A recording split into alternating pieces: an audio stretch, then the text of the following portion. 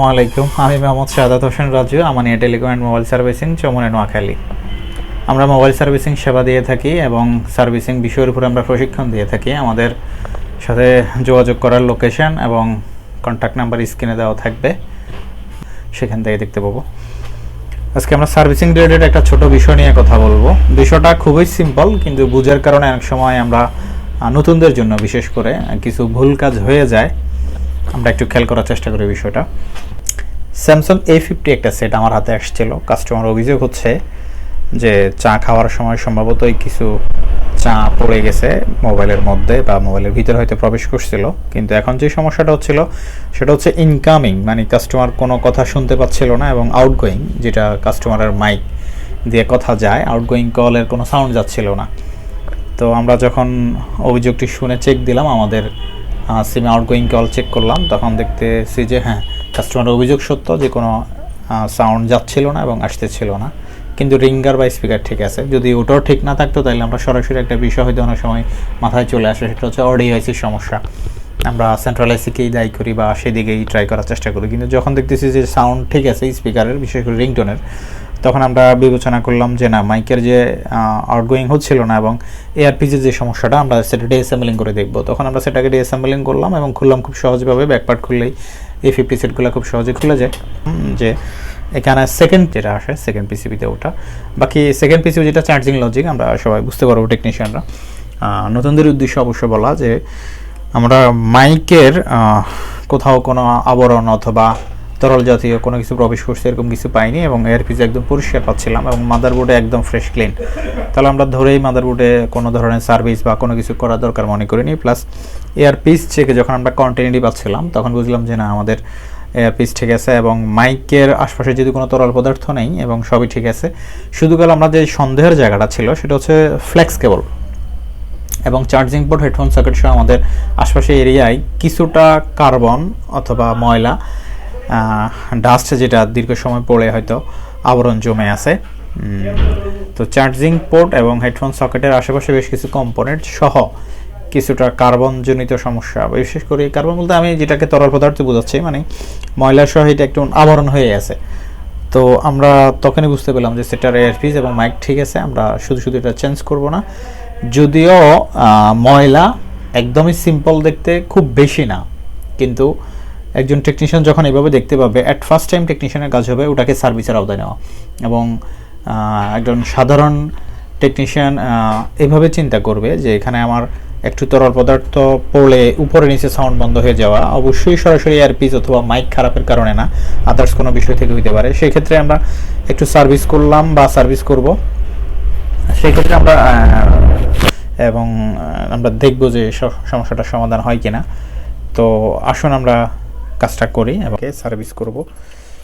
যেহেতু আমাদের মাইকে অকটেন লাগলে অথবা থিনার লাগলে মাইক ড্যামেজ হতে পারে, সেই ক্ষেত্রে আমরা শুকনো একটা ব্রাশ দিয়ে শুধু সার্ভিস করে দেব।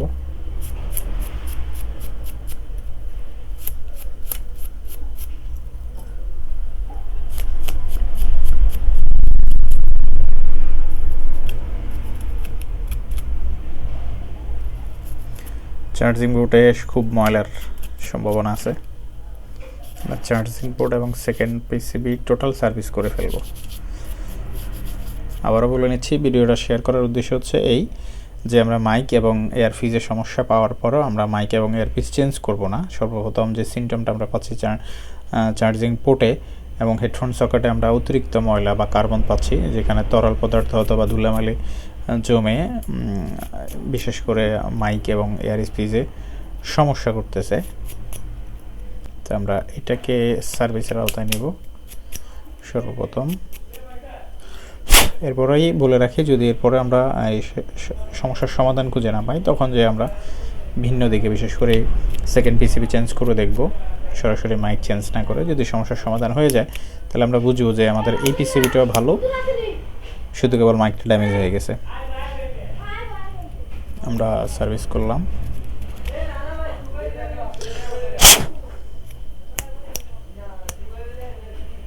আমরা একটু দেখলাম যে এটা খুব সহজে সার্ভিস হয়ে গেল।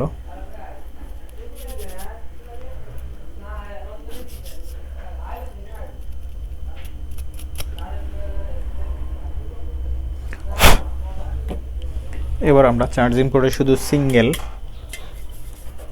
একটু কন্টাক্ট ক্লিনার দেব, সিঙ্গেল, মাইকে না, শুধু চার্জিং পোর্টে। আর হচ্ছে হেডফোন সকেট,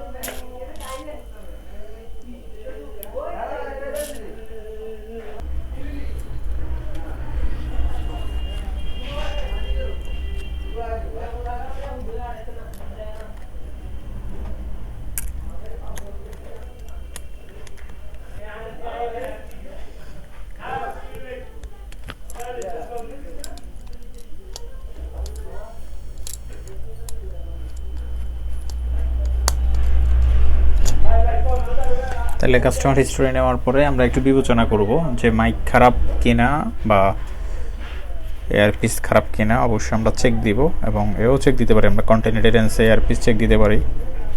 মাইক চেকের জন্য হয়তো আমরা মাইকটাকে উঠাইতে হবে, অথবা আমরা সেকেন্ড পিসি দিয়ে চেক করতে পারবো। সেক্ষেত্রে আমরা যেটা বললাম যে যদি এরকম দেখা যায় যে সেকেন্ড পিসিবি অ্যাফেক্টেড, হয়তো তরল পদার্থ অথবা পানির দ্বারা কোনো ধরনের ক্ষতিগ্রস্ত, বিষয়টা একদম সহজ এবং সিম্পল।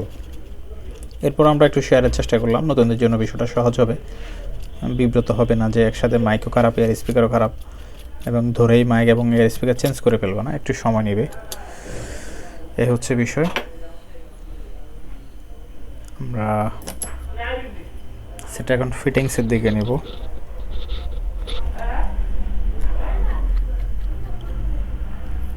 অ্যান্টিনার ওয়্যার লাগিয়ে দিব।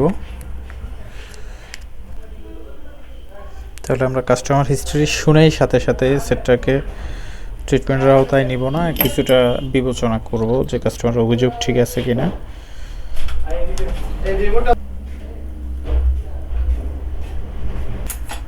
আমরা ফ্লেক্স কেবলটা একটু লাগিয়ে নিই।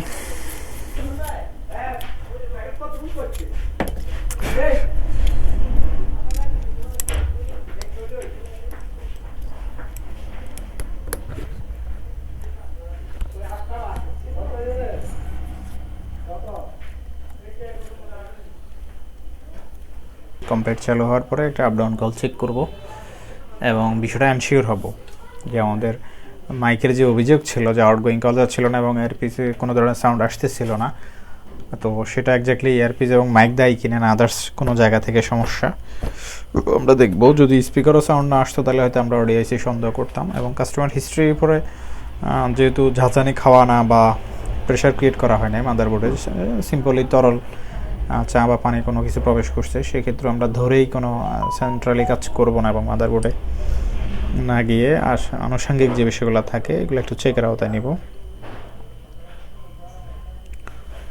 আমরা একটু চেক দিচ্ছি, এখন একটা আপ ডাউন কল দিব।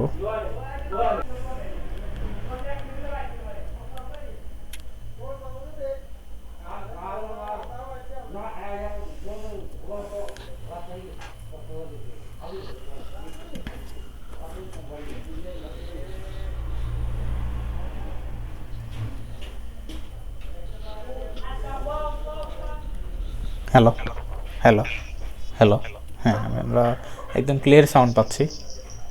Hello hello hello hello.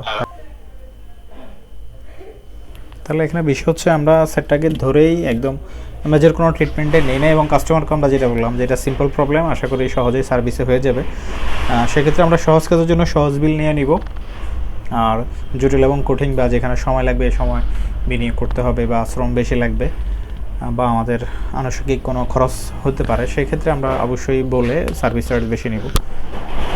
এই হচ্ছে বিষয়। সহজ বিষয়কে সহজভাবে করার জন্য চেষ্টা করব এবং এটাই আমাদের উদ্দেশ্য ছিল শেয়ার করার। ধন্যবাদ সবাইকে।